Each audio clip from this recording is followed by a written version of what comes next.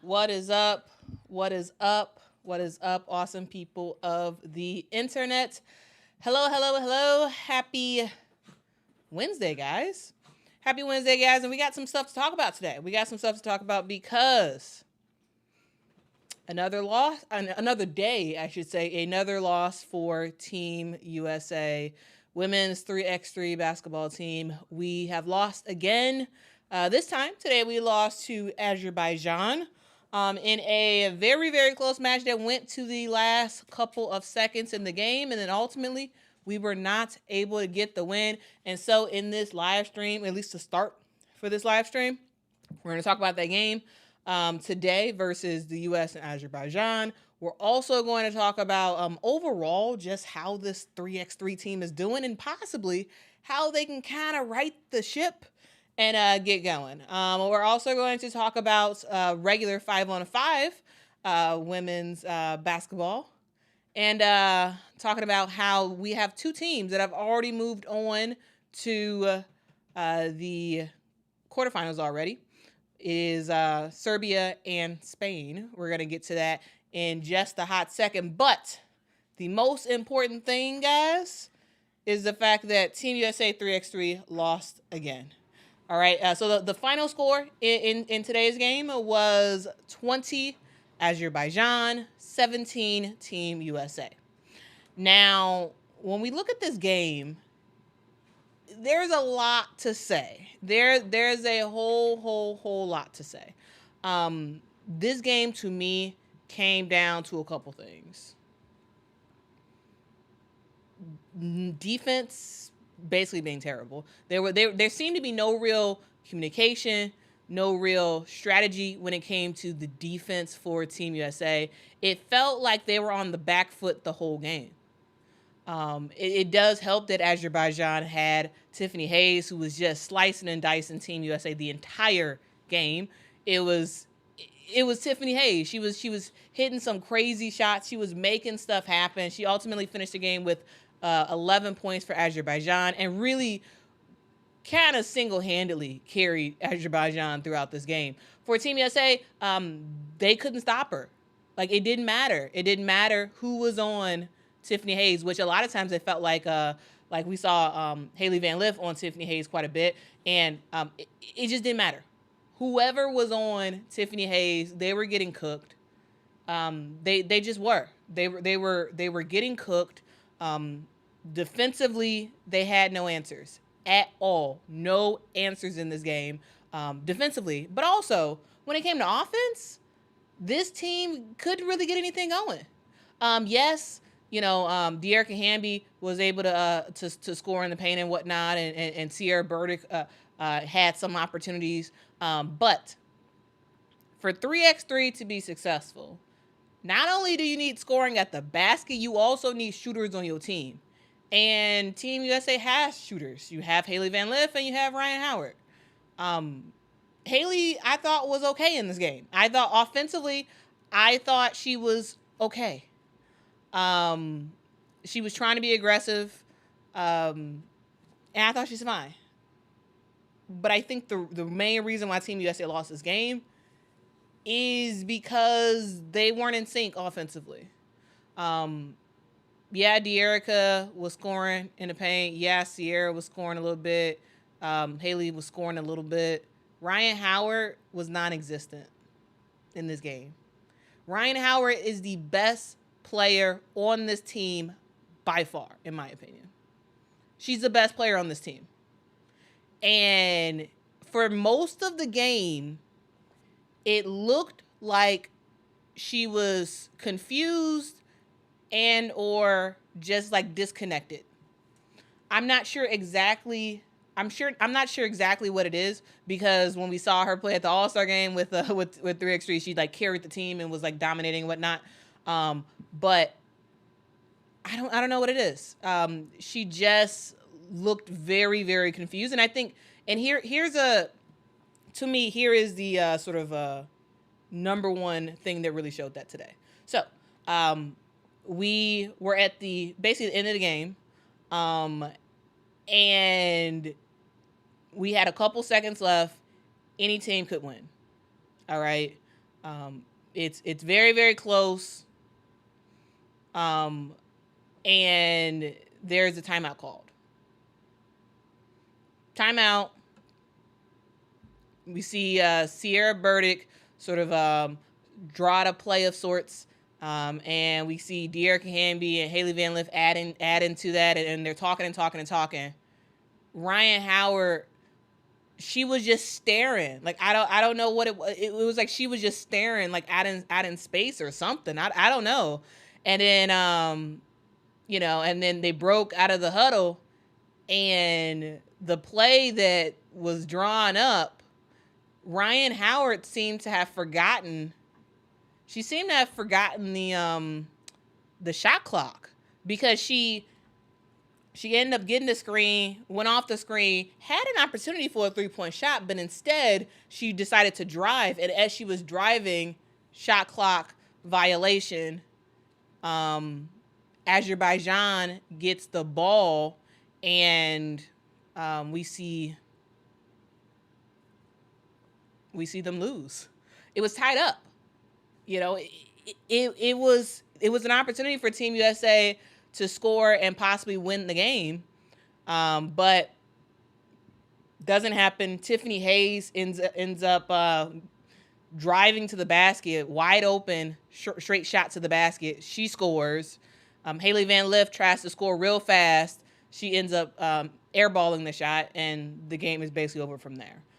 This was a terrible finish to this game. Absolutely terrible finish. And yes, Team USA still has a chance to make the the play-in. However, I highly doubt that, because again, this team does not have defense at all, it seems. This team also is not in sync offensively. And this team does not seem to be able to deal with the physicalness of 3x3 basketball. And I know there's a lot of people talking about Haley Van Lith. I know there is, and absolutely she has some improvement to do. However, I don't blame this on Haley Van Lith, because yes, she is a defensive liability, but in all honesty, the whole team was getting screwed defensively. You can't just solely put that on her, in my opinion. And this is not me caping for Haley Van Lith. It's just me saying what I think. When we look at today's game versus Azerbaijan and the game that happened yesterday against Germany, which I wanted to do a live stream after that, didn't feel well last night, so I didn't end up making a live stream to break down that game. But I thought that was like a similar thing where in that game in particular, Team USA actually came into a really good start against Germany. And then they completely fell apart, both on defense and on offense. And once again, we saw the team got carried in that Germany game by Haley Van Lith. They did. They got carried by her. Ryan Howard did basically nothing in that game. She had 1 point in the game against Germany yesterday, 1 point today against Azerbaijan. Haley carried them against Germany. They couldn't hit enough shots down the stretch against Germany, because Germany started hitting 2-pointers, aka 3-pointers. And it was just nothing Team USA could really do to make some stuff happen. And I really do think the only way Team USA can win, and this is what I thought before we even went to Paris, when we saw this Team USA game, Team USA versus like the younger team in the All-Star game. After that game that we saw, I was like, you know what? The only way Team USA 3x3 has a chance of winning in Paris is if Ryan Howard plays like Ryan Howard. And unfortunately, in 2 games, we have not seen Ryan Howard show up at all. I don't know what's going on. I don't know if maybe it's an injury. I don't know if, she's just checked out for some reason. I don't know what the problem is, but that's why Team USA is losing. Ryan Howard is talented enough to do exactly what Tiffany Hayes did. Tiffany Hayes cooked the United States. Ryan Howard can do exactly that. Ryan Howard is crazy, crazy talented. And maybe Ryan's still injured. Maybe she's still injured. And maybe she, is trying to push through a lot of pain to make it through the games and whatnot. Because she did recently come back from injury. And so that is absolutely a possibility. But this team doesn't go anywhere without Ryan Howard. And yes, absolutely, it is up to other people to step up. It shouldn't just be a one person kind of thing. But the way they constructed this roster, to be the Ryan Howard show. To be honest with you, because Haley Van Lith sure can score, but at times can be a defensive liability. De'Erica Hamby can only really score in the paint and is a little bit too slow when it comes to keeping up with 3x3 a little bit. Sierra Burdick doesn't have a shot at all and really is on the team as like the coach / sort of like facilitator type of deal. She's not an offensive threat, really. The team was structured for Ryan Howard to dominate, if you look at the roster. And it's tough because, when the roster was originally constructed, it had Cameron Brink on it, which absolutely provided a massive cheat code for Team USA, but she's not here. She's not here, and it's up to everybody to kind of step up. But honestly, the way it was constructed, Ryan Howard was going to have to do a lot of the heavy lifting for this team. And unfortunately, we're not seeing that. And so Team USA is down already, 0-2. They've lost 2 games already. There is still a chance that they can make it into the play-in. However, that chance is very, very, very slim. I'm not sure if they actually do make it, but I'm sure they'll try their best. They will try their best. There are several more games to go. There's a lot of games to go because in 3x3, they play more. They play a lot of games in a very short amount of time. So on tomorrow, we'll actually see Team USA play twice. They'll play against Australia and they'll play against Spain. And on Friday, we will see Team USA play against France and Canada. Saturday, they play against China. All right, so if we can get a winning streak going, then maybe it is possible for us to make the play in and have a real chance at some sort of medal. But to be quite honest with you, I don't really think that's possible right now. I don't really think that's possible. We'll see though. We will absolutely see. I'm rooting for Team USA. I just don't think it's possible that they actually end up making it to the play-in. But guys, I am very, very curious to hear what you all have to say. Again, this team, the way it was constructed, it was going to heavily rely on Ryan Howard. Ryan Howard has not shown up yet at all. I don't know if it's injury. I don't know if it's something else. But whatever it is, in order for Team USA to actually make some stuff happen, they need her to show up. Haley Van Lith, in my opinion, seems to be getting the brunt of negativity and whatnot related to Team USA and the way that they're playing. And yes, she is a liability on defense. However, she's trying on offense. And I feel like she's at least giving them a chance to win. Like for the Germany game, she tried her best. She was the highest scoring player on the team against Germany. Today, she was trying to make some stuff happen. Again, I think the physicality was a little bit too much. But the problem is the fact that Sierra Burdick and De'Erica Hamby are no match at all when it comes to outside the paint. Right now you only have one shooter. You have one shooter for Team USA. That's all you got. All you got right now is Haley Van Lith. That's all you got. And Team USA can't win with that because you got a whole baller that is not performing for some reason. We don't know what that is. We'll maybe find out later or never find out. But I do think that this is a huge issue for Team USA, and that's why we're 0-2 already to start play. And guys, I mentioned a name that you all probably recognize pretty well. I talked about Tiffany Hayes in this game, and I talked about how she really did dominate Team USA a lot. And I do want to just let you all know that, like, Tiffany Hayes, she is Azerbaijani. She is a American player who decided to become a citizen of Azerbaijan and is representing Azerbaijan in the Olympics. So that is something to note. She became a Azerbaijani citizen in 2015. All right, so that is a thing. She became a citizen in 2015.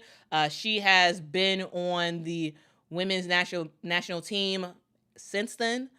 She's played in the European Games, and then she really started to heavily participate in 3x3 when it comes to Azerbaijan, and she really is the engine for anything related to what Azerbaijan is going to do with 3x3. She is the player who sort of gets them going.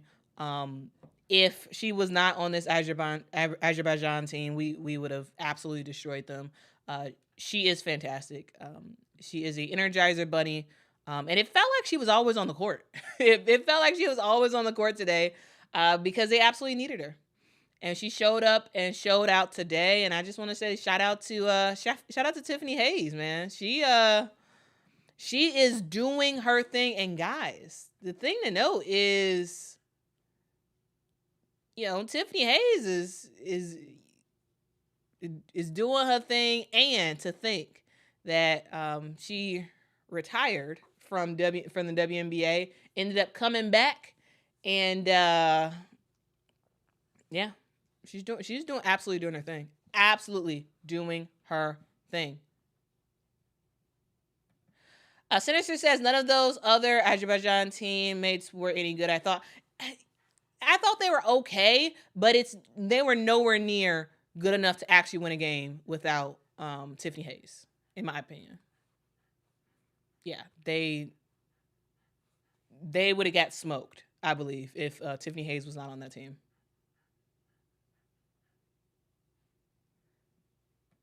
Francis says, I thought maybe De'Erica Hamby would bring some of that Aces energy against Tiff Hayes, but not this time.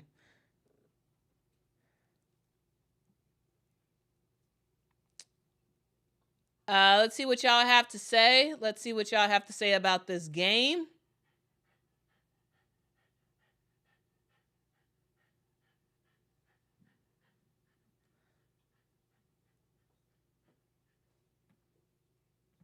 Patrice says, all three just don't look like they're up for the physicality either. Yeah.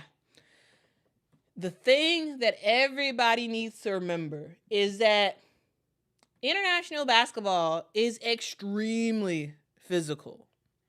It is nowhere near like the WNBA, like women's college basketball. It's extremely physical, and there's stuff that would easily be called in the WNBA and in college basketball that is not called in international play. You got to get hammered to get a foul call. Guys, if you all could do me a huge favor and hit that like button, that'd be really, really awesome. Hit that like button. It helps a lot of people find the channel. We have 240 people in the chat right now, but only 76 likes. So if you all could hit that like button, that'd be really, really great. Let's get to 200 likes. Let's get to 200 likes. That will be our goal, 200 likes. Also, guys, subscribe to the channel. I make content all about women's basketball. So if that is your thing, please make sure you subscribe. Also, if you want some merch, you can pick that up at qulsapparel.com. Once again, that is qulsapparel.com. I have one of my shirts on. It says, anybody can get got, respect the motto. It's sort of like it has like a distressed look to it. I have it in various colors. So if y'all want to pick up some awesome merch, y'all can do that at qulsapparel.com. All right. So I missed a lot of y'all chats, so I'm gonna try to go back and see what y'all got to say. But I wanted to, before I got into y'all comments, I wanted to just blurt out all of my thoughts. And now we about to have a real conversation about this. Okay, we about to have a real conversation about Team USA 3x3 and what we need to do in the future. Okay, all right. Let's talk. Let's talk. Brittany says, finally, I caught a lot. Hey, Brittany. Hope you are doing well. Thanks so much for joining. Map says, so does that mean we're out? They're out of the gold? Not necessarily. Not unless they. Well, technically, Team USA could still end up possibly going to a gold medal game. However, it is going to require them to win a boatload of more games. All right. So Team USA, if they didn't know, actually here, let me share this graphic with you all. To provide you all a little bit more context. So here is the standings right now. There are 8 teams on the women's side in 3x3. 8 teams. And right now, Team USA is dead last. All right. We are dead last right now. Okay. 8th place out of 8. Because we're 0-2, right? And in order for, we have to get into 6th place at least. All right. We have to move up 2 spots to 6th place. That's what we need to do. All right. So when it comes to 3x3, the top 6 teams advance. All right. So the top two teams automatically go to the semifinals, and then the other 4 teams, so teams 3 through 6, they play in a play-in. So they do play-in games, and then whoever wins those move on. All right. So that hopefully that is helpful for you. We need to be in at least 6th place to move on. All right. So we do have a boatload of games. Again, as I said earlier, we have 2 games that are happening tomorrow, 2 games on Friday. We have to win those games in order to make it to the play-in games, because it's at this point, I don't think it's possible that Team USA would be in the top 2. I think that ship has kind of sailed. However, what we can do is we can get into this to play in. However, in order to do that, we need Ryan Howard to be back to being Ryan Howard. Okay? That's what we need in order for that to happen. Patrice says not having Cam is really hurting us. I agree with that. I 100% agree with that. And De'Erica Hamby is great. However, I do think she's just a tad bit slow. And Cameron Brink has a way longer arm length that can block shots, especially when we see like pick and rolls. We've gotten so far in this tournament, we've gotten destroyed on pick and rolls. For Germany, they were popping 3-point shots or 2-point shots, and off a screen, Cameron Brink probably would have blocked it. Because she has that long arm length, and she's really good at blocking shots.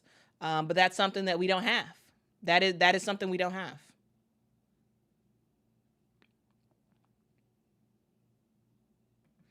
Sinister says Ryan Howard not scoring was the reason they lost. That's the reason she's on the team. That's the reason. Yeah, that is absolutely the reason.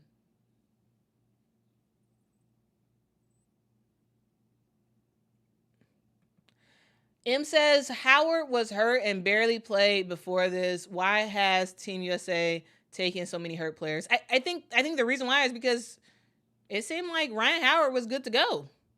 Yes, she was hurt, but then we saw her play in the All-Star Friday, and Ryan Howard was excellent. She was excellent, and I was like, okay, well, Ryan Howard's back. Seems like she's healthy enough to play 3x3. However, something's going on. I don't know exactly what it is, but something's going on.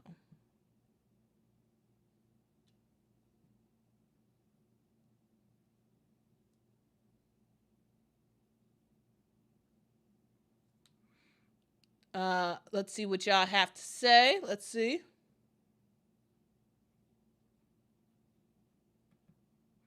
Mr. Ohio says, it's simple. The game has surpassed Haley Van Lith. You saw it at LSU. The game doesn't come natural to her anymore. Honestly, I disagree with that. I actually disagree with that. Again, I thought she was fine. Yes, she's a defensive liability. But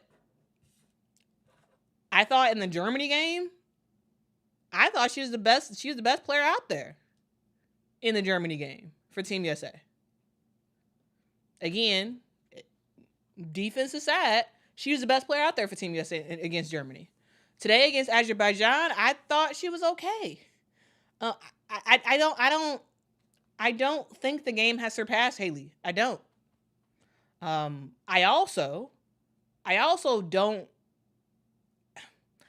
I think the Team USA has to consider things a little bit differently when it comes to 3x3. All right. Overall, they need to consider stuff a little bit differently. Because I think you could have created a different team than what you have right now. You could have created a different team.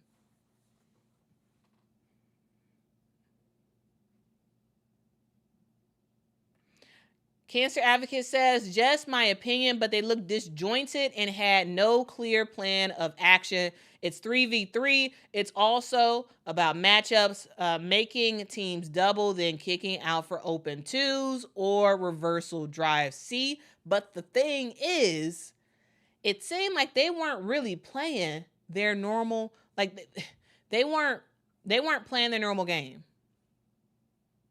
Because if we look at, guys, if we look at how they played in that All-Star Friday game, look at how they played in that All-Star Friday game and sort of and the screen actions that they were doing. Yes, Ryan Howard was doing most of the scoring, but like the way they went to sort of get Ryan Howard a good shot and whatnot, that just is not really existing right now. It's not really existing.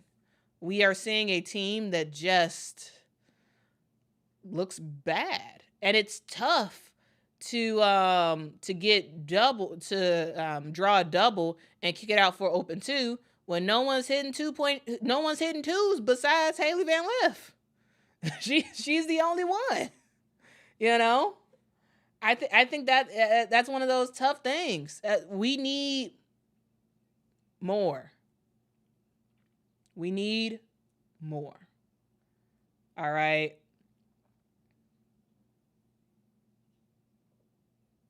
We need absolutely more. And to be quite honest with you, Team USA should have done a better job at getting top players to go for 3x3. Because 3x3 is a different beast than 5-on-5. And you have to play a certain amount of games. You have to kind of be in the pool, in the mix, in the 3x3 circuit. You have to indicate that, yes, I really want to do 3x3. Get in that pipeline and make some stuff happen. I can absolutely see a bunch of people in the W right now who would be excellent for Team USA had they started doing it earlier. Kennedy Carter. We saw Tiffany Hayes today. Kennedy Carter is in my opinion, way better than Tiffany Hayes. Way better than Tiffany Hayes. And I'm just imagining, like, man, what if she was on Team USA for 3x3? What if she was on it? What if she was on it? It's just, it's one of those things where you kind of have to get players in the pipeline early, so that way you can actually make some noise. But Team USA didn't do that. I am a fan of Sierra Burdick. I really, really like Sierra Burdick. However, she is a player who, in a lot of ways, yes, she's a great sort of coach on the floor, getting the players all good to go and all this other stuff. I get that. I like that. I think she's awesome. However, Should she have been? Should she have actually been on the team, or should she have been the coach for this team? Because she has a mind for 3x3. She understands it. Should she have been the coach and brought somebody else in from the WNBA onto the 3x3 team? I think that should have seriously been considered. Though she has been phenomenal. Sierra Burdick has a very lengthy 3x3 career. She's awesome. However, when you're playing for the Olympics, you want to bring the best of the best of the best of the best of the best to ensure that you get a W and get that gold medal. So I'm just saying, guys, when we think about 3x3, we should be thinking about young youth. All right, because it's a fast game. Yes, Tiffany Hayes, I think like 34. And to me, I think that's sort of like that's like the higher level age that you really should be playing 3x3 on the Olympic stage, because it is extremely fast. Extremely. It's like you need and1 players for 3x3. That's what you need. You need and1 players. Players who know how to go and go and go and go and go and never stop. All right? That's what you need for 3x3. And I just think that Team USA should have fielded a better team, in my opinion.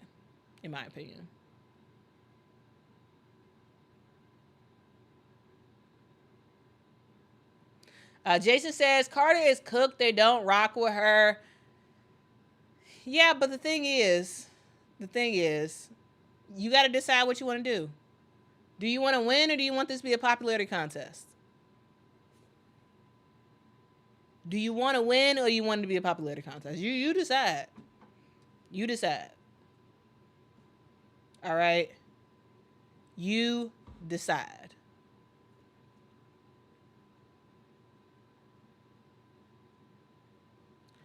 Brittany says, DeWanna Bonner would have been good for 3x3. I actually agree with that. Yeah, I agree with that. This goes slightly against my argument for younger players, because DeWanna Bonner she still has a good motor, a really good motor. So she's an older player, but to me, DeWanna Bonner could have played this year in the Olympics for 3x3. And I think she could have done well. Because she is length, like she has a lot of length to her. She can shoot, which is very, very helpful. And she would be able to block some shots, right? So I actually think that she could have done well. Now, after this year, no, I would say she's a bit too old or not too old. I would say she would be she wouldn't be able to do it anymore, in my opinion. But this year, I actually think DeWanna Bonner could have been good. I think DeWanna Bonner would have been a real good asset for Team USA for 3x3 this year. I think she would have been a real good asset. But again, the players have to indicate that they want to do 3x3. They got to indicate it, and they have to go through the necessary requirements to ensure that they can actually play 3x3.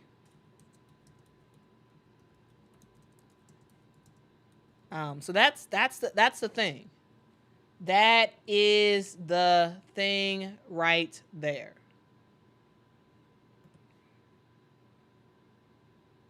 Jessica said Dejanay Carrington or Kennedy Carter or even Alicia Clark. No, not Alicia Clark. No, I think Alicia Clark is. I disagree with Alicia Clark because I don't think she doesn't have the motor. I don't think Alicia Clark has the motor like that. Dejanay Carrington, yes. Kennedy Carter, yes. Alicia Clark, no. In my opinion.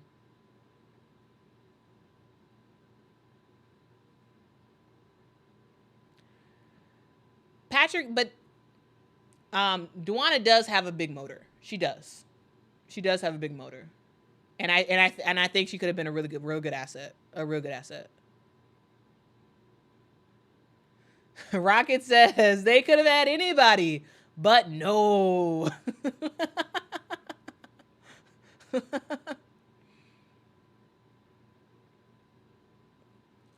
Patrick says Jimmer Fredette is playing in the men's 3x3. That's a joke, guys. Jimmer, yeah, like he's a college basketball legend right there. But yeah, like the interesting thing about for men's 3x3, you don't like the top players don't want it. You know, NBA players don't seem to want to go for 3x3. They want 5-on-5 or nothing. They don't want to do 3x3. And so I don't know if we'll ever win anything when it comes to 3x3 for the men. I don't know if we'll ever win it. Even, so that's the thing right there.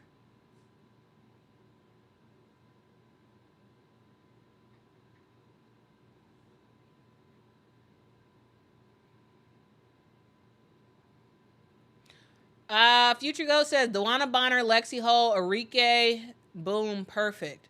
I mean, I agree with Dewana and Arike. I don't agree with Lexi Hull. No, I don't agree with that.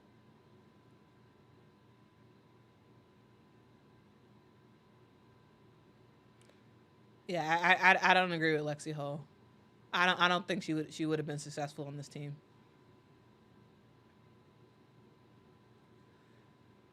Shanita, thank you so much for the super chat. I really do appreciate that. Thank you, thank you, thank you. It really does help the channel. Super chats really do help. So I appreciate you rocking with me. Thank you, thank you, thank you.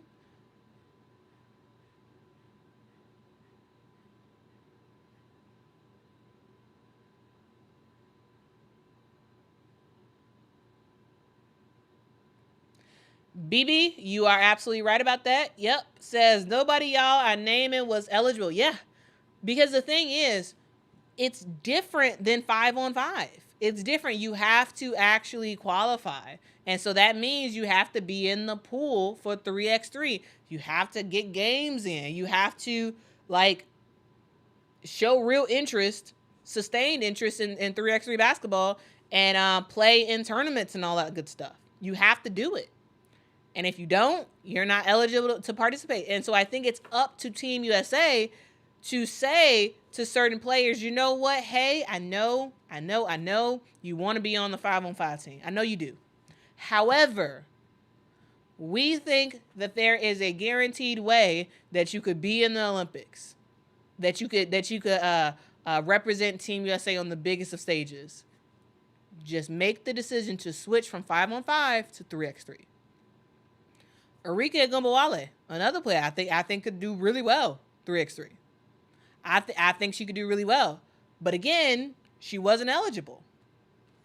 All right? She wasn't eligible because she never did 3x3 before. All right? She never did 3x3 before.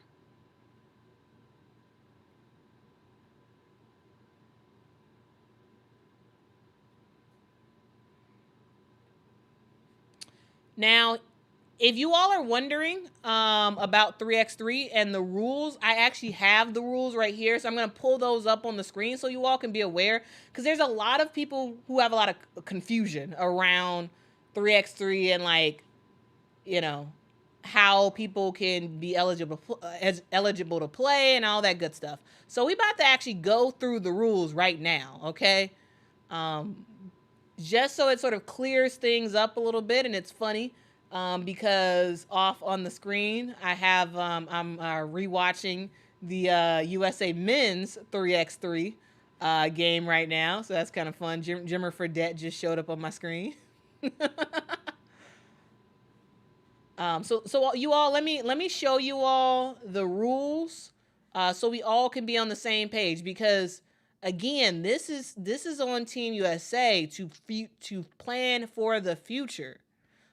You can't at the last minute say, oh, I want to have this person on my team. It doesn't work like that for 3x3. You have to be eligible. All right? And we about to go through some of the rules so everybody can have a good understanding about what's going on. All right?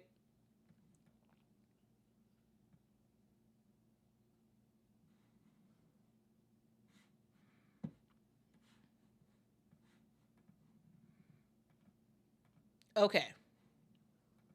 All right. So here are the 3x3 rules.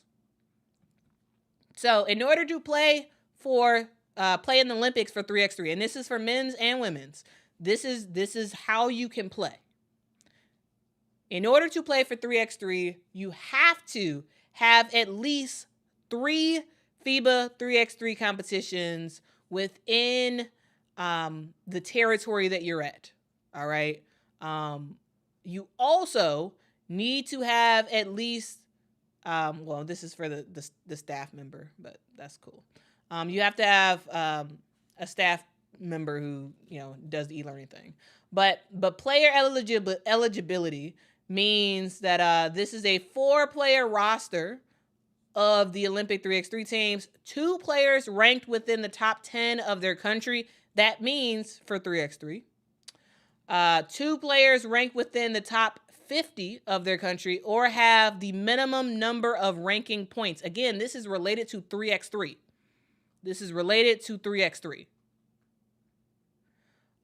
You also have to, of course, hold legal nationality, of course, have a passport, of course. You cannot have played for the national team in basketball and or 3x3 for another country. So you can't play with Japan and then the next time you want to play with America or whatever. You get that. And you got to be 18 years old. So it's sort of easy things to understand, right? But the key is you have to have rankings. You have to have rankings, and the only way to get rankings is you actually have to play 3x3. You actually have to play 3x3 in order to get rankings. All right. So that is something to note. So players like a Kelsey Mitchell, players like Enrique Gumbawale, players like a Kennedy Carter, players like a Caitlin Clark, they could not play for 3x3 because from my understanding, they did not qualify. And, it is what it is. Those are the rules. Those are the rules for 3x3. And this is on the official FIBA3x3.com website. So if y'all don't believe me, y'all can actually see these rules for yourself. It is at FIBA, FIBA 3x3.com. That is the website that I'm getting these rules from. All right. Okay, so hopefully that is helpful for you all. Hopefully that is helpful. I really do hope that is helpful. All right, and the thing is, there's actually a lot of players. Well, there's a decent amount of players who actually play 3x3 for the women for America. It's just that WNBA players don't play 3x3 like that. And so that's a thing. That is absolutely a thing. All right. So hopefully that is helpful. And really, guys, I want to make sure that I kind of keep you all in the loop about what's happening. And again, if y'all have random questions or whatever, let me know, and I'll try to find the answers of that. All right. I'll try to find the answers of that.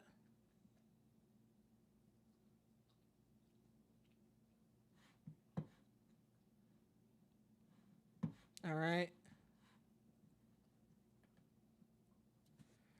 Okay. Let's check the comments real quick. Let's check the comments.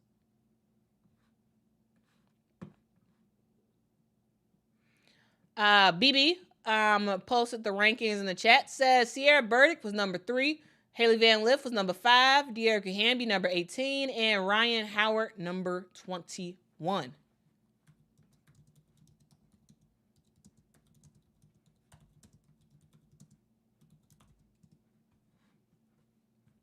I'm gonna try to find that with the actual list so we can just see them all.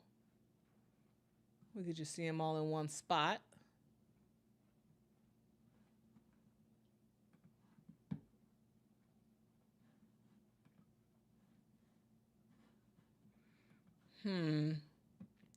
So I cannot find it with just Team USA. However, I do have the rankings total. These are so I have the individual world rankings right here. So these are the individual world rankings for 3x3 for women. All right. And so you'll see here one of the ploufs at the top for Canada. And the first American when it comes to points for 3x3 is Sierra Burdick. So Sierra Burdick is the highest ranking American, it seems, in this 3x3 rankings. And we have to go all the way down to 24 for the next American, which is Camille Zimmerman. And to be honest with you, I don't know really much about Camille Zimmerman. So, and we keep going down. 30, we have another American, Erica Carter. Go down a little bit more. We have Haley Van Lith at number 34. We go down further. Number 50, 55 and number 56 are two Americans, Blake Dietrich and Sydney Taylor. And we got to keep scrolling down more. Then we see Cameron Brink at number 70. Lene Harper at number 75. And then we just sort of go down from there. We sort of go down from there. A thing to note is usually WNBA players are not highly ranked on this thing because in order to get all these points, you have to play a lot of games. You have to play a lot of games in order to get these points. And for the most part, WNBA players don't play 3x3 really. And if they do, they don't play much of it. So even if they do, they're really low on the list. Sierra Burdick, that's all she really does is 3x3 basketball. And so that's why she's very high on this list, because she does play a lot. All right. So unfortunately, I can't find the list of just the Americans, but this is sort of how we stack up with everybody else, basically. All right. Now, guys, let's go from 3x3 to talk a little bit about 5-on-5. And Spain has been able to make it to the next round. So Spain today, they played Puerto Rico in a very, very close game. And they did ultimately end that game on top. So they do move on to play to the next round in the quarterfinals. So that's really cool. So shout out to the Spanish ladies who did their thing, Spaniards, I guess that's what they're called, who did their thing and made some stuff happen. And again, when we talk about 5-on-5, a thing to note is that we have three groups. We have Group A, Group B, Group C. Group A played today. All right. So that was in Group A, we had Spain, we had China, Serbia, and Puerto Rico. So they all played today. And out of those games, we saw that Spain has solidified themselves. They are 2-0 so far, and they have made it to the next round. So shout out to them. Shout out to them for doing their thing. And shout out to Megan Gustafson, Iowa's very own, and also a member of the Las Vegas Aces, for getting the job done and helping her team to make it to the next round. They do have another game coming up soon, but they do secure themselves in the final round. A thing to note, guys, is that Megan Gustafson is kind of doing her thing for this Spanish team. She is sort of doing her thing today. She finished with 18 points for Team Spain, and you all know against Team China, Megan Gustafson did her thing, and I am just enjoying Megan Gustafson being like the dominant offensive player that we know she can be. Like, guys, when Megan Gustafson was at Iowa, she was fantastic. She absolutely was. And then when she went to the WNBA, she kind of bounced around a little bit. Didn't really find her place per se. I thought that she got a great opportunity with the Las Vegas Aces, and we'll see, if her minutes sort of increase as the rest of the season goes on. But Megan Gustafson can play. She can play. She has some big fundamentals that she can offer WNBA teams, and we'll see. We will absolutely see if Becky is looking at these games and if she gives maybe Megan Gustafson more time. And also a thing to note is that Megan Gustafson had a double-double in this game. She had 13 rebounds, 18 points. The only reason the Spaniards actually make it to the next round, the only reason is because of Megan Gustafson. All right? That is the only reason that they make it. All right? But I do want to, while we're talking about this game, I do want to just give a quick shout out. Quick shout out to two players that I like and that I want to just shout out on Team Puerto Rico. So shout out to Maya Hollingshed on Team Puerto Rico. She struggled to score today, but ultimately did finish with a double-double, 10 points, 12 rebounds. Arella Garantis is also another player who's she's been in the W, not anymore, but hopefully we'll have another opportunity in the W. Arella finished the game with 15 points for Puerto Rico in this game, and ultimately, they just didn't have enough. They did not have enough to compete with Spain. But I will say that they held Spain. They held Spain quite a bit, because against China, Spain scored 90 points and Puerto Rico held them to 63. Puerto Rico has some pretty good defense. It's just that they needed more on the offensive end. Puerto Rico has good defense. Like I would say very good defense. It's just they needed a little bit more. They needed a little bit more on the offensive side of things. But again, shout out to Megan Gustafson for getting her team to the next round. All right. So a couple things to note, guys, is that we will see Spain play Serbia to round out all of Group A play on August the 3rd. We'll also on that same day, we'll also see China play Puerto Rico to wrap up Group A. All right, and while we're talking about teams moving to the next round, Serbia also did advance to the next round. They advanced because they beat China today. Serbia not only beat China, Serbia demolished China today. Absolutely demolished China. And we talk about China, they're a good team. They're a good team. They have a lot of height on them. And unfortunately, they end up losing. They end up losing this game.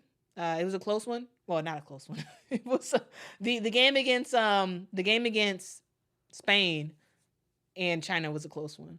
This game was a blowout. Serbia wins 81-59. For China, some of the names that you all recognize: Li Meng, Li Meng had 10 points for China. Han Shu had 11. Li Yaru had 8. And they just didn't have enough.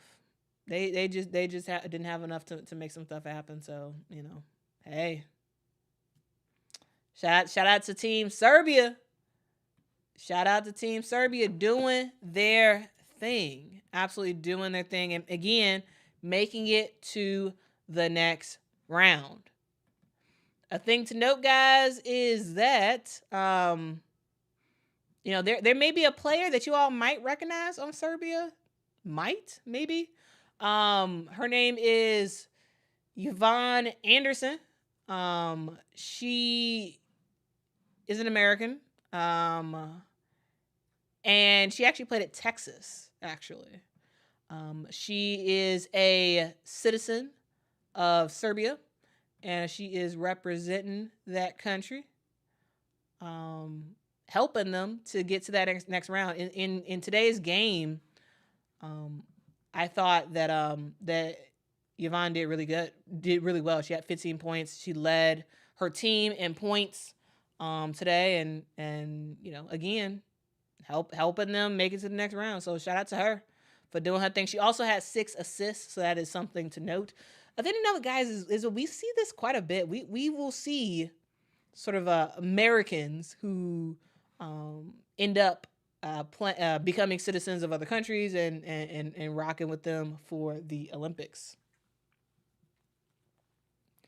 So yeah, that's sort of the thing right there. All right, guys. So again, qualified, we have both Spain and we have Serbia. Going to the next round. And guys, if you all are curious about where the standings are right now, here are the standings. Okay, so we have Serbia in first place, mainly because they played 2 games so far. And so far, US only played 1. So yeah, here's the rankings right now. Of course, this will be updated once tomorrow games happen. So tomorrow we have Group B and Group C playing games, and we're gonna see that get updated. But the thing to note, guys, is that the top 8 teams make it. All right. So Serbia and Spain have already secured their entrance to the quarterfinals. However, the rest of the teams got to get stuff done. If you can win two games, you automatically make it. All right.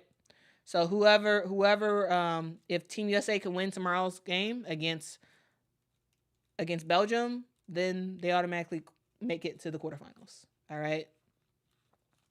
So we'll ultimately see same thing with Nigeria. If they can win tomorrow, they automatically get qualified for it. We will see ultimately what happens in this one.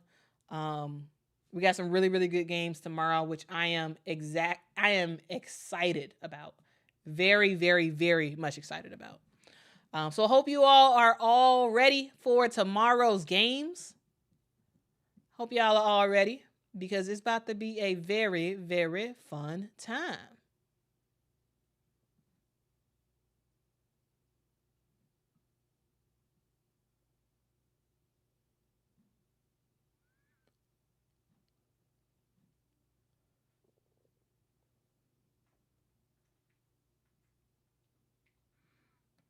Looks like there's talk about the Aces. Sinister says Kia is one of the best defenders in the WNBA. The Aces have enough scoring with Wilson, Plum, and Young. That's why Kia plays ahead of Meg. Well, yeah, Kia Stokes is a fantastic defender. She really is, and she's a player who knows her role. That's why she's on the team. That's why she's on the team. Defense. That's it. Defense. That's what she's there for.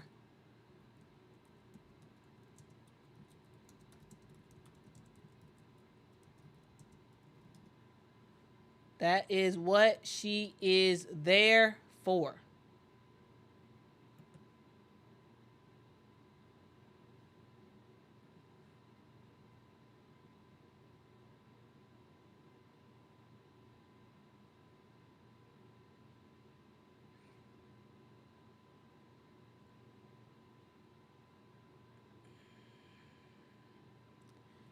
Now, guys,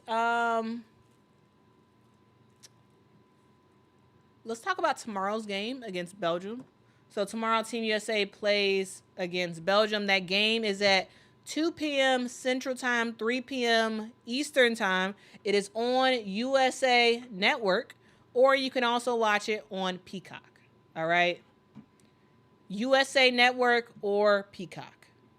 3 p.m. Eastern, 2 p.m. Central. I will not be live for that game itself because I have to work. However, I will be live at 6 p.m. with a recap of the game. All right? I will be live at 6 p.m. for a recap of the game tomorrow as we talk about what Team USA did and or didn't do in the game. So we're going to recap the whole thing during that one. And also, I'll be recapping the other games as well. So yeah, there's a lot of stuff that's happening tomorrow, and I am very, very much excited about it. So this should be a fun time. This should be a very, very fun thing to watch. But yeah, guys. Washu saying Peacock making that cash for NBC. Honestly, I don't think Peacock's actually really making any money. I think they're actually losing a ton of money on I think all these streaming platforms are not actually making any money, I don't think. Which is why they constantly have to give us ads all the time.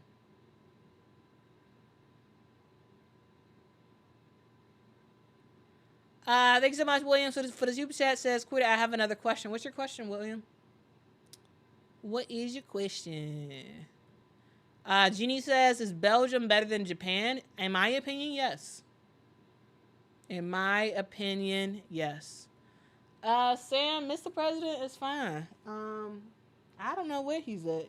I don't know. He's around here somewhere. He is around here somewhere.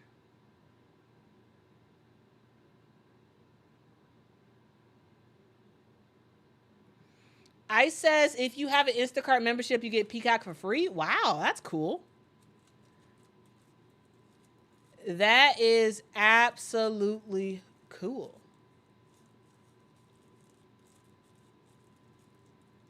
Yeah, that's really cool. So if y'all got Instacart, do what you gotta do. Do what you gotta do. I also have some cool news to share with you all. I'm gonna get through some of y'all some of y'all chats and messages and whatnot, and then we about to get into some what I think is exciting news that I want to share with you all about ratings related to the Olympics.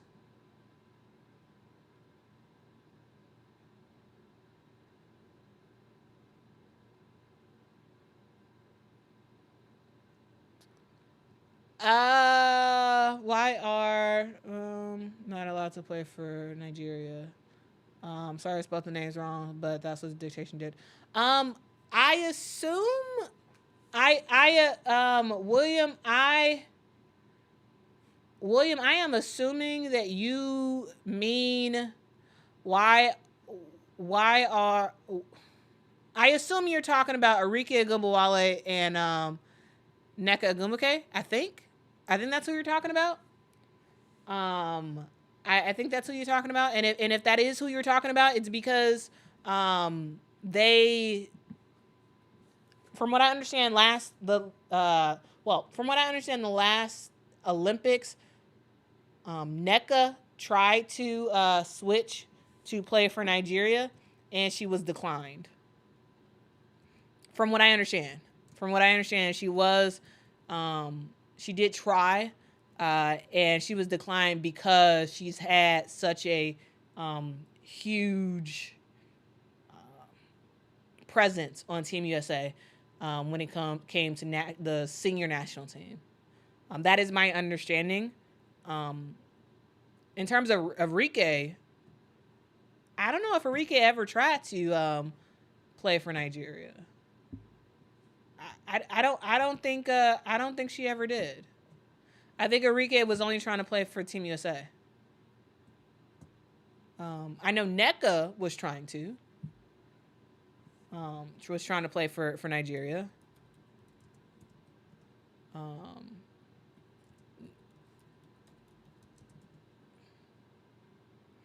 But yeah, so NECA's petition was actually declined. All right. So that's something to note, guys. Here, I can put it up on the screen real quick so you all can see it. All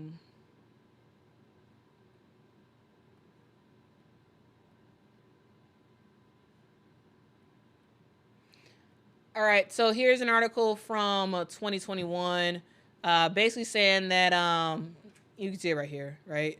NECA was notified in 2021 that her petition to play for Team USA, or play for Team Nigeria, in the Tokyo Games was denied due to substantial involvement of more than 10 years with Team USA. All right, so that's what happened with Team USA. All right. So yeah, if you don't believe me, go to ESPN's website and check it out for yourself. Yeah, she was denied. All right. So yeah, that's the thing. That's the thing.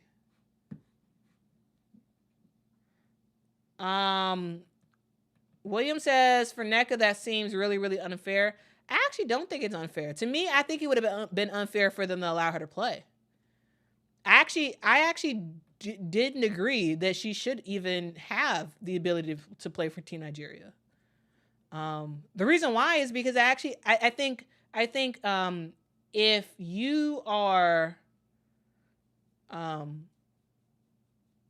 if you have a long-standing senior national team career playing for Team USA, where you've been substantially involved representing Team USA in major tournaments as a senior player. I understand if you're like in the under 16, under 19, under 21 teams or whatever, that's different. But if you are on the senior national teams and you're representing a country for a long, long, long time, and all of a sudden you say, I want to switch and play for somewhere else, I actually don't disagree with that.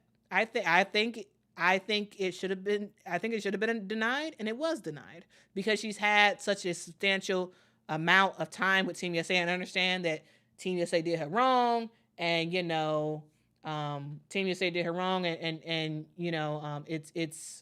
it's all about it's all about her wanting to play for her native country, right? But at the same time, well, you should have did that before you wanted to play for Team USA. You want to play for Team USA, and then they did you dirty, and now you don't want to play with them anymore, and now you want to leave. Liz Cambage supposedly tried to do a similar thing, and even after she got into an altercation with the Nigerian team, she wanted to join Team Nigeria, and supposedly that was declined or whatever.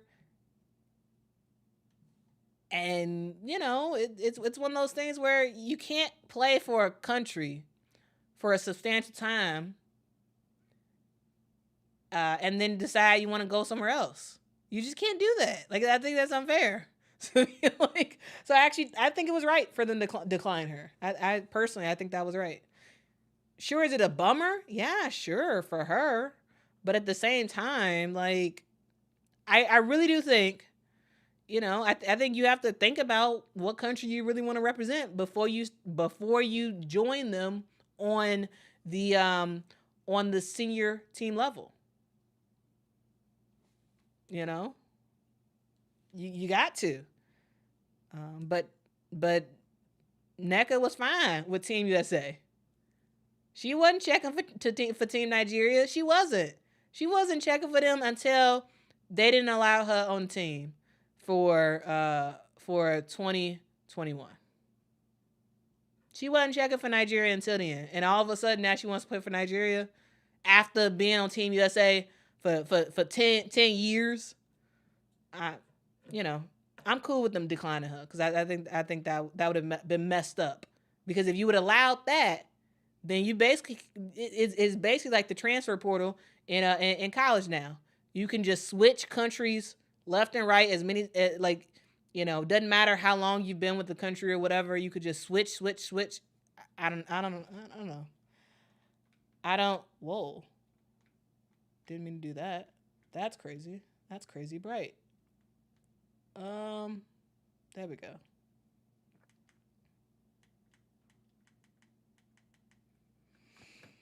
Okay.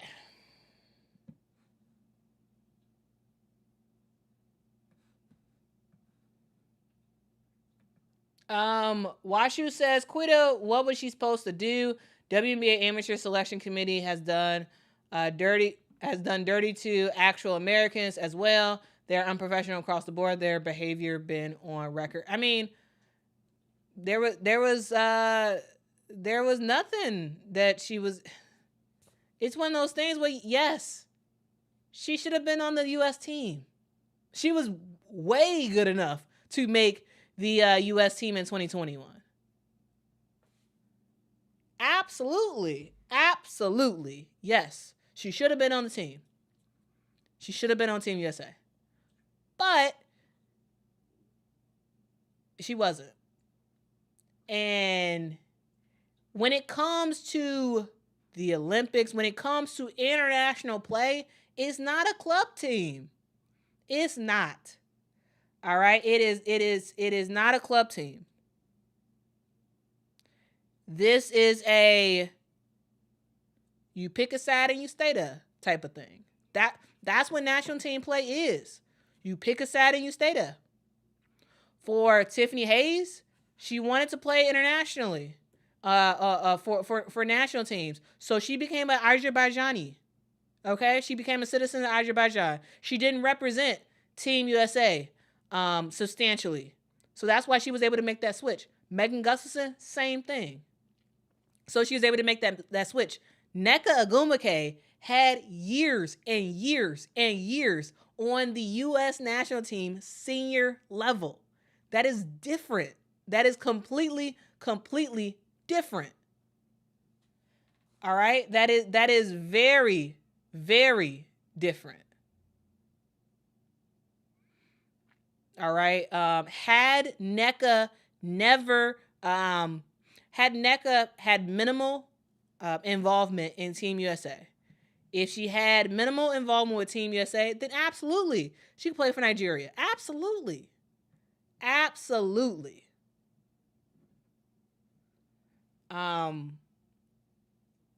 But she didn't want to play for Team Nigeria until Team USA said didn't have her on the team, and then she said she wants to play for Team Nigeria. So I think it's one of those things where there is no real switch of sides when it comes to national teams. When it comes to national teams, there is no real switch of sides. Because it's not a club team. It's not a club. It's not a club that you can join and then leave and then go somewhere else. No. You're representing your country. You're representing a country. And you stand with that country. It just doesn't happen. And so, yeah, if she would have made this decision coming out of Stanford, absolutely she could play for Nigeria. That's that's not the issue. That is not the issue at all. It's the fact that she had such a substantial involvement with Team USA. So that's the thing, guys. That's the thing. A thing to note, guys, is that Elizabeth Williams was also trying to play for Team Nigeria in 2021 as well.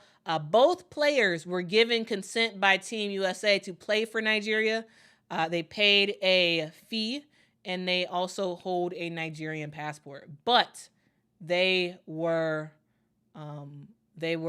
denied by FIBA. The petition was denied. Okay. All right. So it wasn't Team USA's fault. according to this, it wasn't Team USA's fault. FIBA declined to allow them to the team. All right. Hopefully that makes sense. And in terms of Enrique William, I don't know if Enrique has ever requested to play for Team Nigeria. I'm not aware that she's ever requested to play for Team Nigeria, so I don't know actually. I have zero information regarding that.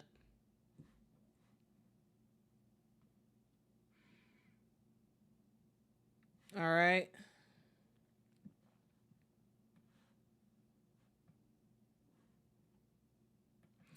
Janae said Quita be having all her seat.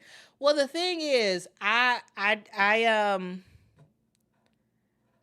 try to when I say stuff, I try my best to show as much stuff as possible, because I don't want people to be like, oh, you making something up, or oh, you doing this, or oh, you doing that. Nah, I want to.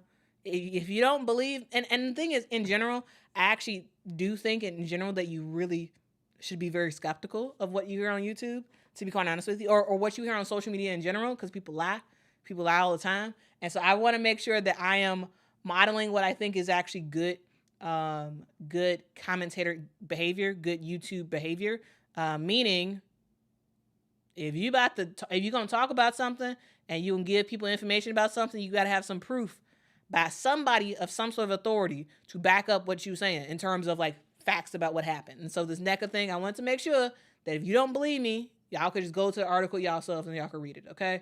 Because people lie all the time. People lie so much, it is crazy. And so I want y'all to know that I ain't lying over here, okay? If you don't believe me, go find it yourself. It's true. I got it on the screen right now. But in general, yeah, people lie a lot, and I don't. I want you all to sort of question what you all see, and because I think that's actually just really really good habits in general to do, because it's can't trust people. Can't trust people. You always gotta have documentation about everything. Documentation, or it didn't happen. All right, documentation, or it didn't happen.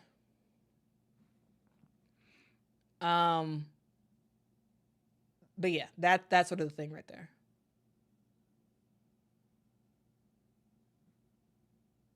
Janae also says Scooty knows all the tea.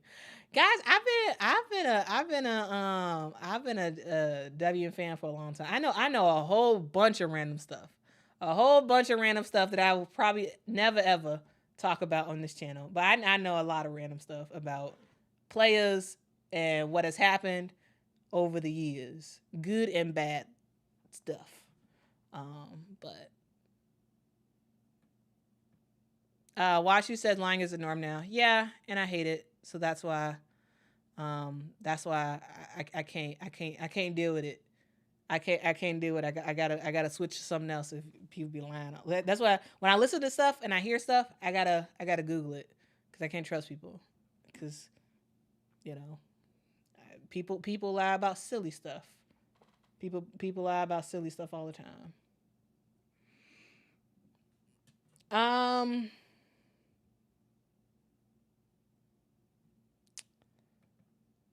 Sam says, I appreciate that, Quita. You speak facts and you're fair. I enjoy your channel. I came back to watching the WNBA when Becky came back 2.5 years ago. Long time Hammonites here. All right. The Hammonites are in the building. Fun fact, guys. I was a gigantic Becky Hammon fan when she went to the San Antonio Superstars. Before that, to be quite honest with you, I had heard of the name Becky Hammon. I had no idea who Becky Hammon was. I knew she was a big time person or whatever. But to be honest with you, growing up, I didn't watch New York Liberty basketball. I didn't. And the weird thing is, I have memories about basically every single team in the W growing up, besides the New York Liberty. I don't know what it specifically is about them that I just did not rock with them. Like everybody else, from the Monarchs to the Sparks to the Silver Stars to even the Utah version, to the to the the Detroit Shock, like the Connecticut Sun. I was so in tune with like every W team besides the New York Liberty. Like so I didn't know who Becky Hammon really was until she went to the San Antonio Silver Stars, and I was a huge fan. I was a huge fan. All right. William says, okay, then what about Arike? Has she played for USA? Yes, she has. Yep. Arike has played for Team USA. And she recently took her name out of the hat. For to be considered for Team USA. The reason why, she said, she didn't think she was going to make the team due to politics. She was on an interview with Shannon Sharp's thing, Nightcap. She was on an interview with Nightcap, and she talked about it. Here, I can try to find a clip of that. Again, if I could find it, I would love to show it as proof. Yeah, I believe she was on Nightcap, and she said it.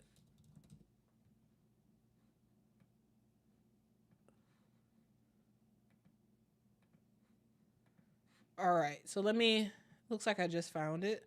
So give me 1 second, guys. I'm a share my screen again and show y'all, so y'all can also see it.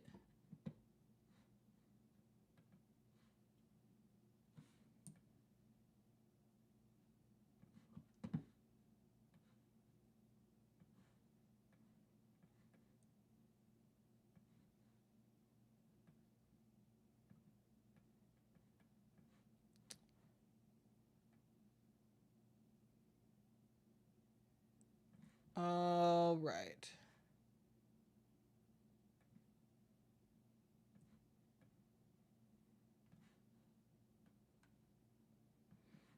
Okay, here we go. You all can listen to it for yourself and make your own conclusions. There's trials and stuff that go on throughout the years and previous, and you do it and you see the vibes. And honestly, when it comes to that stuff, it really doesn't have much to do with your game. It's really about who they feel like fits with the team. So I actually took my name out the pool like months ago. So that's not saying I didn't think maybe last year I would be on the team and I was good enough to make the team, but when the list came out, I knew I would not be on that one. It's subjective who they think should be on the team. Everybody's great in the WNBA, so who they choose is who they choose. I don't want to get you in any trouble, but can you really talk about the politics side of it when it comes to the decision-making process for them? Yeah, I mean, I can't really speak to USA basketball in general, but just when I think of women's basketball and just however many years I've been playing college and pro, politics is always surrounding it. Now, whether that's USA basketball, whether that's all-star teams, whether that's first team and stuff like that, there's politics. Even with the men's, like, there's politics in everything. So I'm going to just leave it at that. All right, there you go. Hopefully that answers your question. Again, she was on Nightcap, and she sort of talked about that. Because she took her name out the hat, and this was after she attended the February 2024 training camp for USA basketball.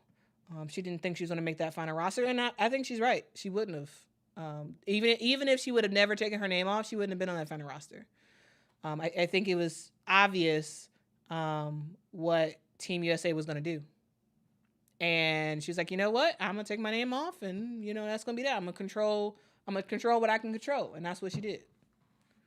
And I have no issues with that. I mean, you could either let stuff happen to you, or you could be proactive. And she knew she wasn't going to make the team. She knew she probably wasn't going to do it, so hey.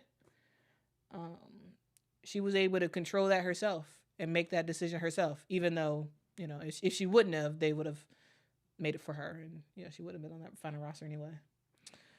All right, guys, I do want to let you all know about something that I think is pretty awesome. The fact that this is news. So there's been a lot of talk about, the WNBA versus Caitlyn is against her, whatever. USA basketball is against Caitlyn, and because of that, because Caitlyn didn't make the team, nobody's gonna watch. Nobody was going to watch Team USA. Nobody, right? Good luck on the ratings. Good luck. No one's going to watch. No one cares. Blah, blah, blah. And look at this. Look at this tweet. Look at this tweet. And this is information from NBC. The U.S. Women's Basketball home opener against Japan on USA Network and Peacock averaged 3 million viewers. More than all men's and women's Tokyo Olympic basketball games besides the gold medal games. Okay? So, I'm gonna just say, guys. There's a lot of talk about supposedly there being a boycott of fans who were going to refuse to watch the Olympics because Caitlyn wasn't on there. Clearly that didn't happen, guys. There was no boycott. No boycott at all. We actually saw a lot more fans watch the game. And I'm just saying, guys, so the whole narrative about nobody wants to watch if Caitlyn's not involved, that's not true. Clearly. 3 million people on average watch the game. 3 million people on average, and that's in America. 3 million people on average in America watch that game. All right. So I'm just saying there was no boycott. Clearly. If it was, a lot of people didn't get the memo. A lot of people did not get the memo at all. So I'm just saying. I am just saying, yes. Would more people have watched if Caitlyn was participating, if Angel was participating? Probably. But 3 million people is a lot of people. 3 million people is more than all of the men's and women's Tokyo Olympic Games besides the gold medal game. All right. The attendance, I saw a lot of people talking about the attendance versus Japan. A lot of people talking about the attendance versus Japan. And absolutely, I get it. The attendance was lower. It was. Let's talk about it. Because, guys, here, my goal here is not to sugarcoat things or make things look better for women's basketball or whatever. I literally just want to state the facts and state what I see. All right. And I want to also show the numbers for the USA versus Japan game, because the attendance numbers, were low. Absolutely. Especially compared to some of the other teams that were playing. And I want to show that as well.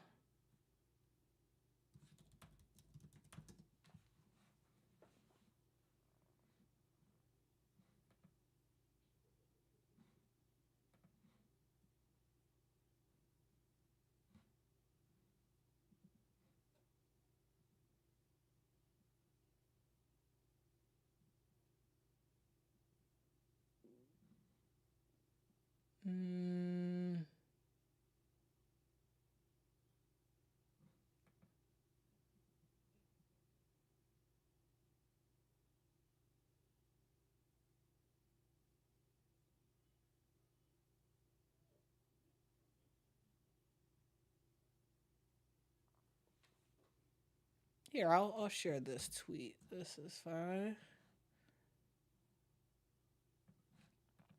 So we did have some really awesome attendance numbers, but I also want to show what we had in terms of we've had some awesome numbers when it came to viewership, but I also want to show the attendance numbers as well.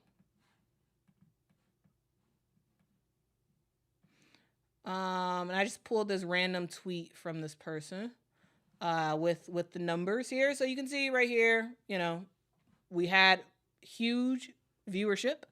And for attendance, for attendance, we didn't have that many, right? So the Spain versus Serbia game saw 27,000. Serbia versus Puerto Rico, 15,000. Nigeria versus Australia, 24,000. Germany versus Belgium, 20. France versus Canada, 20. US versus Japan, 13. So those are the numbers, right? And guys, to be honest with you, I don't think they're that big of a deal. To be honest with you, I don't. The reason why is because Spain versus China. Where is Spain? Very close to France. So it's very easy for those fans to get there. Also, there is, when it comes to fans of China, they're coming out. They're going to represent their home country and cheer on their players, right? Serbia, not crazy far from France. Nigeria versus Australia. There's a large Nigerian contingent that's in Europe that want to go out and support their country. There's a huge Australian population or people who want to watch Australia. So that, to me, that makes sense. Germany, again, in Europe. Belgium, again, in Europe. France, of course, they're the home country. Of course, that's going to be a lot of fans out there. USA versus Japan. I mean, there was a really good Japanese contingent there to watch that game. And for US, there was a decent amount of US fans there, but it wasn't that many. And I don't think that's a big deal. To me personally, honestly, I don't think that was a big deal. It'd be different if like the Olympics were like in, Mexico or Canada or even South America, right? I don't think it's that big of a deal. To be honest, to be quite honest with you, I don't think it's that big of a deal that a lot of people didn't fly over to France to watch Team USA play. I didn't think it was that big of a deal, but absolutely I did want to acknowledge it. And yeah, so yeah, the numbers, the attendance numbers were not that high. It wasn't. I don't think it's that big of a deal because again, there's way more, like, to me, those other games should have way more attendance because yeah, they're a lot closer to France. So traveling is probably going to be a lot easier. You could probably take the train and go to the game, So the numbers for in-person attendance, yes, were lower. But the numbers for the viewership on TV, which is where most people were going to watch, like that's where everybody really watches it anyway, was 3 million. So,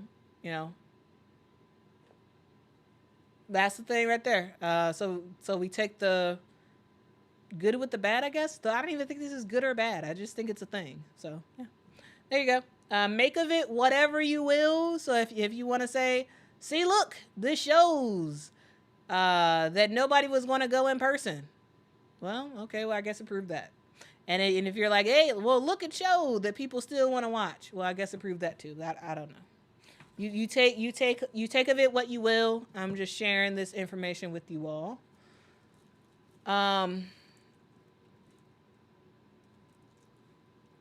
All right.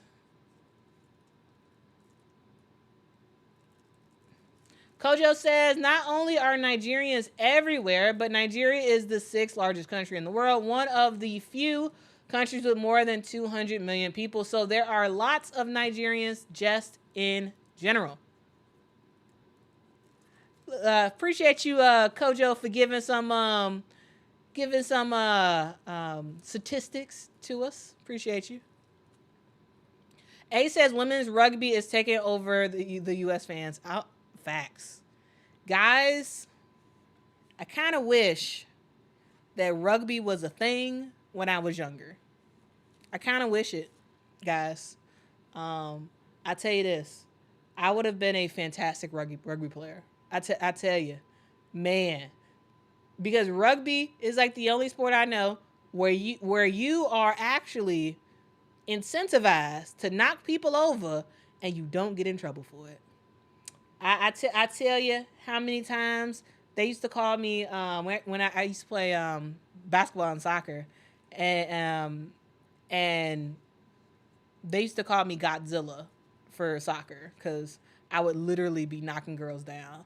And it's not that I would be bulldozing into them. They would run into me, bounce off me, fall, and sometimes I would get called for fouls because I'm like, I didn't do nothing, or we strike the ball at the same time. They go falling, they hurt, they leg hurt, and I'm just like, what? Okay, well I'm gonna keep going. I tell you, I would have been so good at rugby. I tell you, man, that if I could do one do over, I would do rugby. I'd be so good at it. Oh, thank you so much, William, for that super chat. I really do appreciate it. I really do appreciate it. William says, "Quita, you earned our trust." Well, I appreciate that. I appreciate that. Future Goat, thank you so much for the super chat. Says, as a Caitlin Clark fan, I said I wasn't watching, but I did. I think a lot of people. I think a lot of people probably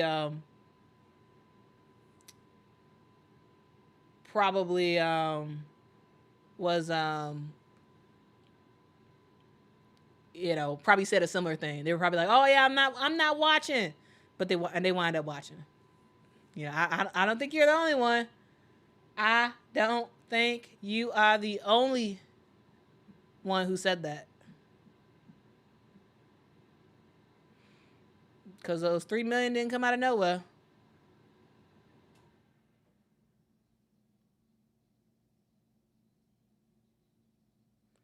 They didn't come out of nowhere.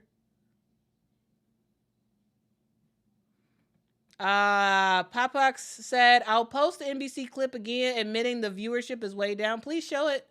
Yeah, please show it. That would be awesome. Thank you." Because I have not seen such clips, so please show it. Thank you very much. Appreciate you.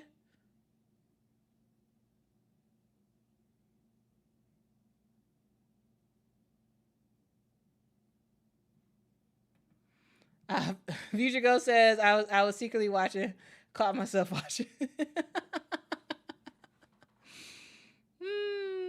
That's hilarious.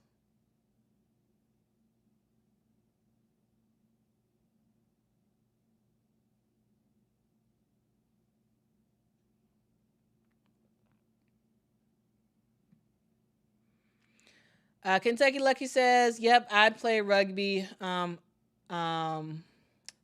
I played football in college, but rugby. Oh my, that would have been fun. That would have been fun. Yeah. I mean, it seems fire, man. I tell you, I would have loved it. I would have loved it. Sweet Hope Bama says Quita would have been the Rock Walter Reed the rugby.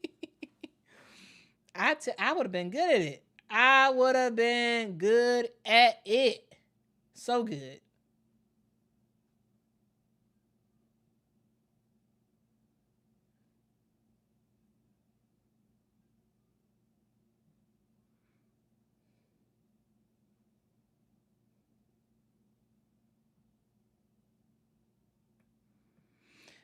I'm just saying, Paris. I'm just saying. I'm just saying. Where? Popux, where? Put the link in the chat. Put the link in the chat. Where is it? Send the link.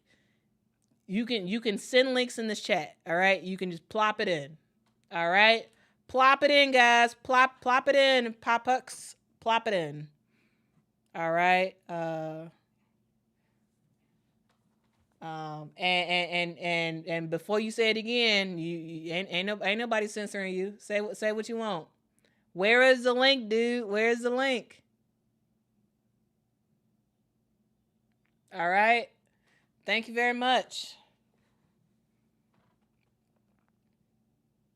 Road 2 says, Quita, I think people forget it's in Paris and the live events are during the day while many people are at work. Yeah, yeah.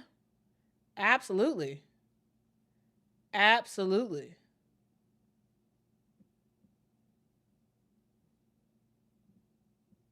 Absolutely.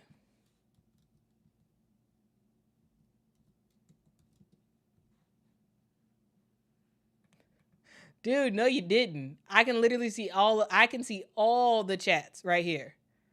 I can see all the chats right here. You have not posted not one link in this chat. You have not done it.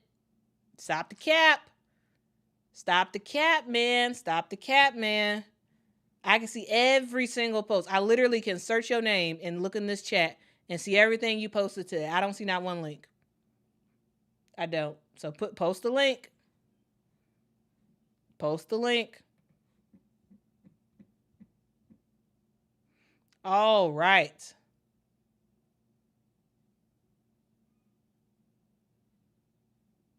Yeah, this dude lying. Why? I don't know. Why? I do not know. Doesn't make any sense to me. Doesn't make no sense to me.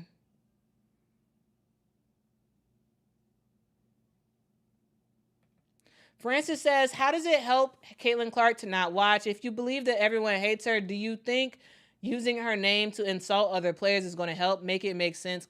Yeah, it doesn't make sense. It doesn't make sense at all. I think because they don't actually care about helping Caitlin Clark. All right? They don't care. They don't care. All right? They don't care. Thank you so much, Barba, for the super chat. I really do appreciate that. Thank you, thank you, thank you. It really does help the channel out a whole lot. Really does. Really does. Alyssa says, Quita is nice to the trolls. Other channels would have hurt their feelings. Yeah, because guys, that's not what I'm about. I'm not about hurting. I'm not about tearing people down. I'm not about that's not what I'm about. Okay. I, you know, I'll entertain you. I'm not gonna kick you out. I'm not gonna call you all these different names. That's not what I do here. I'm a humor you, and I'm a show everybody that you are obviously lying and saying some craziness. You get but clearly everybody in the chat saw he never posted anything. He never posted a link. Supposedly there's a link. Supposedly there's a link from NBC that says that I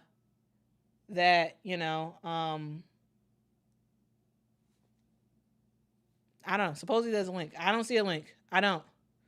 Maybe you can email it to me. I don't know. I don't see a link. But yeah. Quita Loves Sports at gmail.com. You can DM me on Instagram, on Facebook. Also, guys, I just joined Facebook and I follow me on Facebook. I don't think I have any followers. I literally just created a Facebook. So follow me on there. Twitter, I don't care. Whatever the link is, send it to me, man. Send it. Thank you. All right. Kojo says my favorite part of the Olympics is seeing people win their country's first Olympic medal or first gold. Yeah, it's really special. It's really special. Seeing the joy in people's eyes when they win, and they're just ecstatic. They're just ecstatic. Lindy, it's just Quita Loves Sports. It's just Quita Loves Sports. I just created it, and Kojo, basically, no, I'm kidding. But basically, yeah. Because I was like, because I was talking to my mom, and she was like, yeah, I see all these posts on on Facebook about women's basketball. And guys, I don't go on Facebook. I and I was like, man, if Facebook is really posted about women's basketball, maybe I should be on Facebook. So I created a Facebook account, and I have 0 followers. so so so follow me on Facebook, and I'm gonna start doing live streams. I'm gonna start doing these live streams also on Facebook. So so probably tomorrow that live stream will also be on Facebook. So yeah, I'll be on Facebook. Definitely more. I don't think I really have anything posted there, but I'm going to be on Facebook because it seems like, according to my mom, a lot of she sees a lot of women's basketball stuff, a lot of WNBA stuff on Facebook. So I'm like, I guess I gotta go on Facebook. I guess I gotta go on Facebook. But yeah, guys, that's basically the stream. I don't have much of anything else to say other than, guys, we will be back tomorrow. Rick says you have 3 followers on Facebook now. Appreciate the 3. Appreciate the 3, y'all. Appreciate the 3. I appreciate. I mean, because I had 0, so 3 is huge. 3 is absolutely huge. I appreciate it.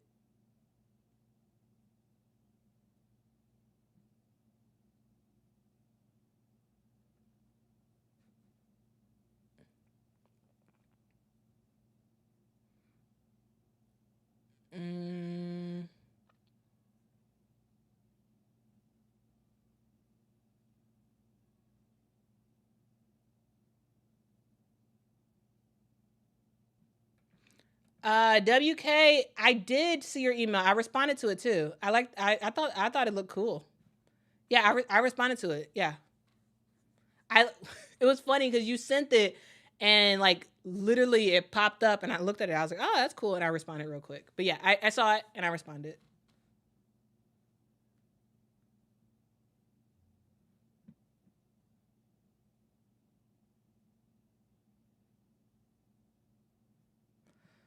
Shanita says, it's true. I'm in 3 different WNBA groups on Facebook.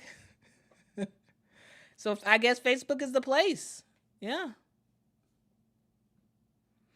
CAC says, other than basketball, what have you enjoyed watching? Well, I would say number 1, men's gymnastics. Loved it. I'm not a men's gymnastics fan. Never been. Never liked men's gymnastics. However, this year, I'm a men's gymnastics fan. I love it. You got the pommel horse guy with the glasses who comes out like Clark Kent out of the back room. He's just been sitting there meditating or whatever he's been doing for hours. He comes out there, struts out there with his glasses, takes his glasses off, starts squinting, and then dominates. All right. You got the black guy who doesn't look like who like just looks like a regular guy. Like you don't really see black people do gymnastics like that. You don't. He is absolutely dominant. You got the cowboy who again just seems like an all-American guy, but not a guy who would do gymnastics. And he's dominant. Like I love the people. And you got and then you got like the other gymnasts. Like I just that whole team is very random in my mind. They're very random. They are not what you would expect. They're not. And I love it. Like I thought they were so awesome. Like guys, I've been glued to watching men's gymnastics. And now, oh, I'm in. I am in. I'm about to start watching college men's gymnastics. I am down, okay? I am absolutely down. And of course, women's gymnastics, that's of course. Yeah, of course. I love women's gymnastics. Been a big fan for a long time. Simone Biles is Simone Biles. She's just, she's just her. I mean, I don't know what else to say. She's just dominant. So women's gymnastics have been great too, but to me, my highlight was men's gymnastics because that I didn't expect. I did not. I had no plans to watch men's gymnastics. No plans at all until I just saw it on TV. I saw it on TV like the first day, and I was like, "Whoa, okay, I think I like this." I'm like, "This guy's a gymnast. This guy's a gymnast," and then I will watch them dominate, and I'm like, "Whoa, Team USA, let's go, let's go." Yeah, I loved it. I absolutely loved it. I also am a big fan of swimming as well. Katie Ledecky is that girl. That girl's crazy. That girl is she's so good. She is so good. Um so women's swimming. Also guys, synchronized swimming. There's a story. I can't remember their names. There's the story of these two childhood friends, Americans. They won a medal for the Olympics. One of the women, she had like gone out of synchronized swimming for a while. Then her friend got her to come back, and they competed together in the Olympics, and they won a medal. And again, guys, I'm not a synchronized swimmer fan. However, I enjoy watching it. I tell you that much. I enjoy watching it, and I was cheering. I was so happy. So yeah, and then rugby. Yeah, rugby. So so yeah, I've loved so much of the Olympics. So much of the Olympics. I loved it. Yeah, I've loved it so far. And guys, I cannot wait till track and field starts. Okay, track and field about to start, and it's about to be crazy, crazy, crazy entertaining. So yeah, guys, when y'all ask me random questions, you never know what random answer you may get. Okay, I'm pretty sure y'all did not peg me for a men's gymnastics synchronized swimming fan. But I tell you this, when it comes to competition, I love it all. I love to compete. I love to compete. And I love to watch competitions. Absolutely.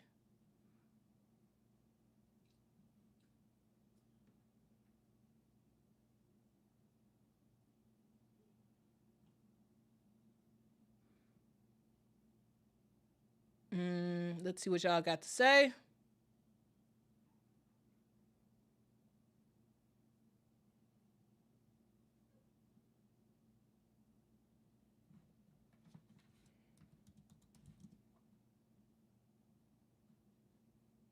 Oh, why did I type that? Huh, that was weird. I was searching for something. I saw somebody ask a question. I was trying to search for it, and then it went away. Anyway, I saw somebody ask a question about smoke, right? So I'm trying to search for it. Oh, LSU Tiger 2 says, Quita, do you smoke? No, I don't. I don't drink. I don't curse. I don't smoke. Those are not things that I do, uh, nor have I ever smoked. WK says, what does that email remind you of? It reminds me of like a video game console. It reminds me of like an old school Nintendo 64 basketball game. That's what it reminds me of.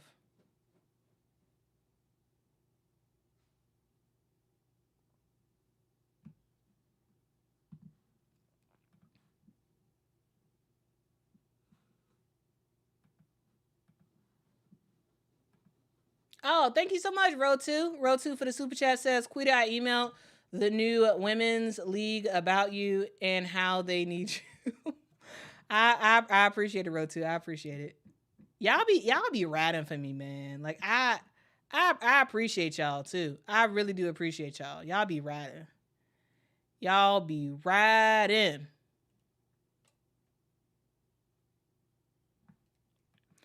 Riz Mafia says straight edge Quita. What is it? I don't know what that means, but sure. I don't know what that means.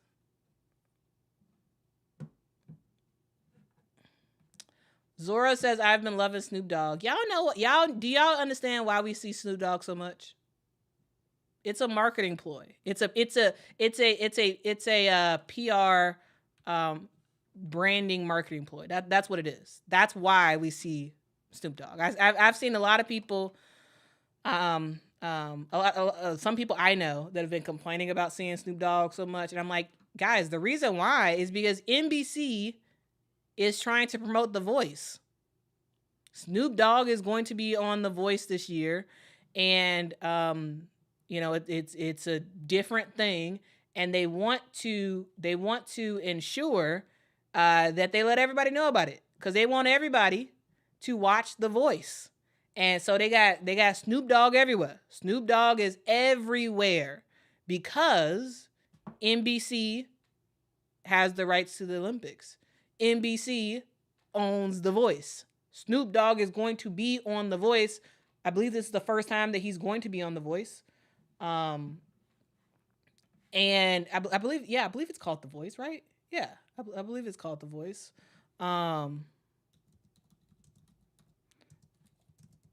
And yeah, that's a thing, you know. They're trying to really promote that. And so the idea is hey, put them everywhere. Put them everywhere. Because again, they don't even have to say The Voice for NBC. They don't have to say The Voice. They said it a couple times, but there's a lot of people who are watching and they just like, I just see Snoop Dogg all the time. The reason why is they want Snoop Dogg to stay in your mind. So then when you start seeing him on social media with The Voice, you're like, oh, I got to check that out because Snoop Dogg has been everywhere. So you're going to check it out. So that's the whole purpose. That is the entire purpose of that. Okay. And again, guys, I do marketing. I do branding. I that's what I do, guys. And so I know immediately I knew what they were doing. And it's smart. It's smart. It is a smart decision for them to do. Like I get it. I absolutely get it. So yeah.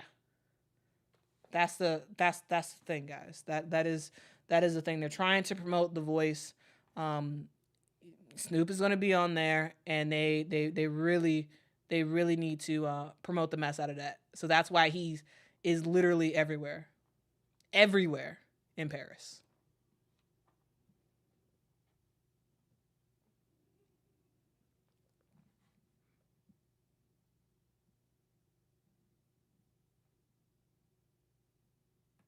Kojo says, see, Quita got the deep background details for us. We did not know Snoop Dogg was going to be on The Voice. Yeah, he's going to be on The Voice. Yeah, he's going to be on The Voice. Yep.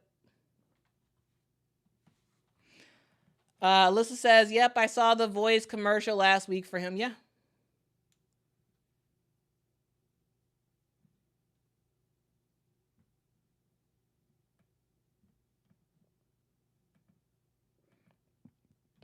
Raise your system. He's come a long way. From Long Beach Crip to a judge on The Voice.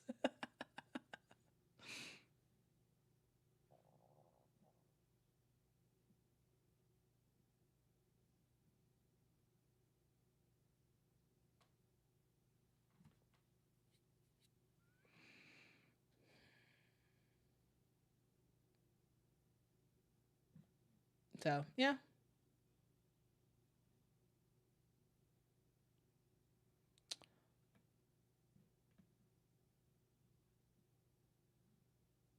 Shanita says, so how would you rebrand or market Kennedy Carter? I feel like that is way too long of a question to answer on a stream where it's late and I'm tired. One, I don't know if she actually wants that. I don't know if she would actually welcome that. Getting rebranded or marketed. So I guess it would depend. I would say for Kennedy, it should go either way. One, where her branding is strictly basketball, and you know what? I don't think I can answer this right now. Because I want to actually really think about this. I actually really want to think. I don't want to. I feel like if this was like an hour ago, I probably would have had a really good response to you. Because I feel like in some ways I feel like she's fine. Where she's at. And doesn't need rebranding because she is who she is, and she's only going to fit for certain types of people. I think she is an outspoken person who is going to say what she feels. All right. So I don't know if she really wants to be rebranded or necessarily needs that.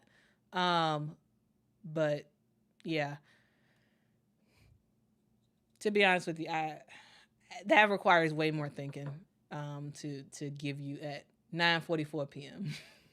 So I don't know. Please ask the same question in a future live stream earlier, preferably, so I can give you an answer to that. But anyway, guys, that's about it, guys. I gotta go to work in the morning tomorrow, and I have to be ready to go. So I need to go to sleep, guys. I appreciate y'all so much for rocking with me.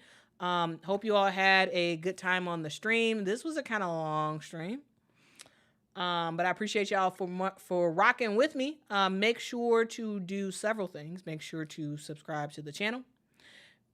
We are on our road to 30,000 subscribers. We have hit 20,000 subscribers. Thank you so much to everybody who has hit that subscribe button over the months and years. I really do appreciate y'all so much for rocking with me. Also, make sure to buy some merch. You can pick up an awesome anybody can get got shirt, because truly, you got to respect the motto. Anybody can get got at any time, any place, okay? Don't matter who you are. You can always lose in the game of women's basketball, okay? Okay. Hit that like button on y'all way out. We got a super chat, so let's get to that real quick. Brandon, thank you so much for the super chat. Says, hey, Quita, missed the stream, so I'm going to have to go back and watch. Yes, go back and watch it. Thanks for making content. Well, thank you for rocking with me. Thank you so much for joining. And yeah, if you joined in halfway, just rewind and watch the front, and then just catch up where you caught up at. So I hope y'all have a fantastic evening, whether or not you guys are going to work or going to school or whatever y'all are doing tomorrow. I hope y'all have a fantastic day. Be kind to people. Be respectful for people. Guys, just like that, Mr. President just made his debut in the stream. He just got on the couch. Anyway, guys, have a good night. Tell somebody that they matter, because they do. Truly, every single one of y'all. Trollers or not, you all matter. You all are important. It's important for us all to make people feel that, because it's true. So see y'all tomorrow. Have a good night. Till next time, guys. Oh, also, guys, tomorrow we will be live at 6 p.m. Central, 7 p.m. Eastern, after the USA versus Belgium game. Okay, so join me right back here, 6 o'clock Central. All right, until next time, guys. Bye-bye.